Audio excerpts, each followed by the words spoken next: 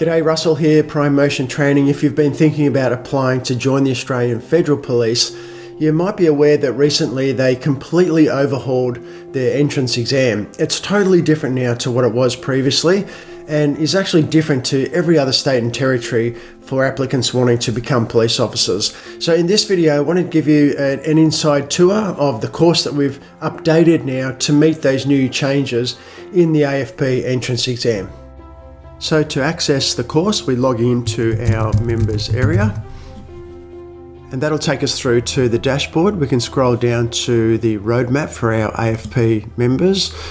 And the roadmap's simply a step-by-step guide, a blueprint essentially, to take you through every part of the process. And each one of these contains training, resources and step-by-step instructions to help you navigate that part of the journey. But let's look at the entrance exam. That's what we're focused on in this video. Now the navigation for the exam course is now over on the left hand side here, and each of these are various components that make up the entrance exam stage of the AFP application process. So in the start course here section, there's some important information about the exam and all the various components and what we need to understand, what we need to know, how it's going to be run, the pass marks, the time limits, the number of questions, all the different types of questions that we have to deal with and so on. So this is to familiarise yourself with each of the steps in the exam so that we know what it is that we're in for and we can prepare accordingly.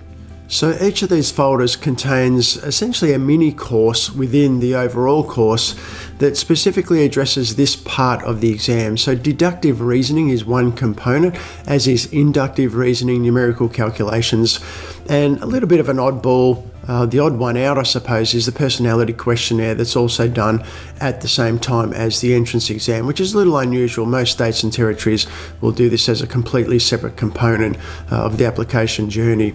Let's go into the deductive reasoning so you can get a sense of how this works. And so again, there's a start here section, a little video to go into more detail about the entrance exam deductive reasoning questions. Now in here we have what we call a priority list. So every time you take an exam or a practice test, you'll get a report, and that report will show you the questions you got. It'll show you the correct answers, the explanations. But what it also does is it explains how our priority list works. And essentially the priority list is how we can keep you focused on the types of questions that you need the most help with. And so down at the bottom here, you'll see that priority list. And essentially what happens is after each practice you take, the order is updated to reflect which one needs the most focus. So essentially the lowest scores down to the highest scores. So if we go into any one of these tutorial lessons, I'll show you that in a moment. We then have the skills builders, which is our practice tests. And you can take practice tests based on specific types of questions that appear in the deductive reasoning section. And we also have an interactive app based on the new AFP exam format to give you a sense of that interactive nature of the official exam. So let's go into something like a scheduling lesson.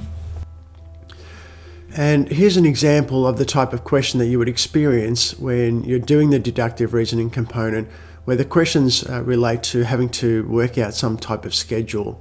So this particular question, you're a manager, you've got to cover shifts for the entire week. You need to figure out when people won't be available so that you can change the roster accordingly. So as we go through the lessons, I'm essentially just explaining the steps that you need to take to come up with the solution.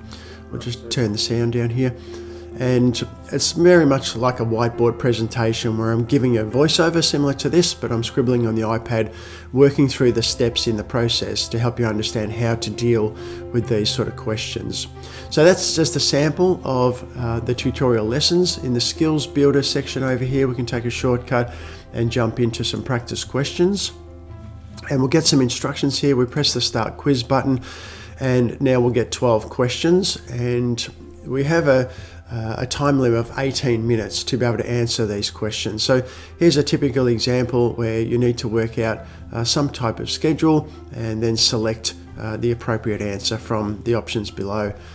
All right, you must answer the questions in the practice, because in the real test you can't advance until you've answered the question, which makes it pretty challenging if you've got no idea how to answer it. You can't move on until you give some sort of answer. So anyway, we talk about that in the early part of the course and how we might deal with that. All right, so there's another example. You select the appropriate date and you move on. So that's a quick look at some skills building practice for scheduling type questions. There's some others that are a little bit more complex. Let's have a quick look at those and then we'll move on and before we wrap it up.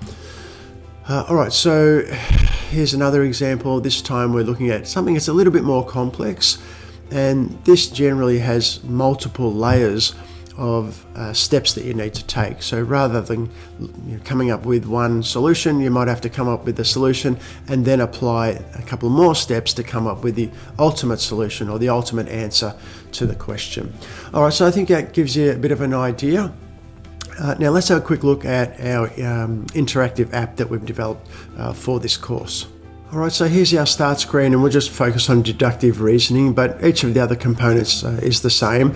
And we've broken down the types of questions that form part of the deductive reasoning exam so that you can focus in on those questions that you're having the most trouble with without having to go through all of the questions to find the ones that you really want to focus on. So let's take an example, maybe like resources, and the questions are based on you being able to manage resources and come up with solutions, of course, based on the question, the information that you have, and any clues that might be given. So we just select that type of question, we press the start button, and here's an example. Now, this is essentially reading the clues, gathering the information, and dragging people into the correct office or the correct space where they need to be at a particular time, of the day or of the month, depending on what the question's asking.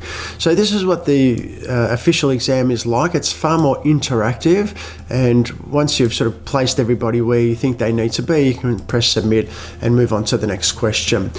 So I'm just going to skip all of these so you can have a quick look at how the report at the end is presented. So you basically just have a quick summary. We can look at the stats, or we can retry this particular question bank.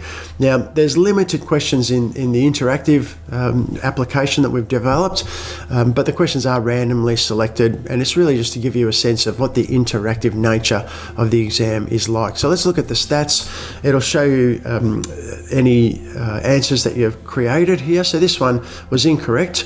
We can show the correct answer. So have a look at what you came up with. We can show the correct answer. This is what we should have come up with. We can go back to your answer and sort of do a comparison and try and figure out, well, where did I go wrong here?